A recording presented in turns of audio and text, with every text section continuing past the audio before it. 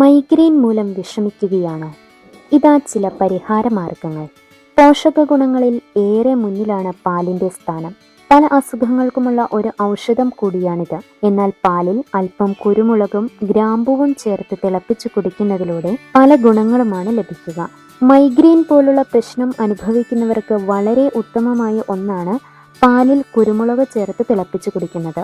ഇത്തരത്തിൽ ചെയ്യുന്നത് പെട്ടെന്ന് തന്നെ രോഗശമനം ലഭിക്കുവാൻ സഹായിക്കുന്നു. സ്ഥിരമായി ജലദോഷം പിടിപെടുക്കുന്നവർക്കും ഇത് പരീക്ഷിക്കാം. മൂക്കടപ്പ് അകറ്റുവാനും ഇത് സഹായകമാണ്.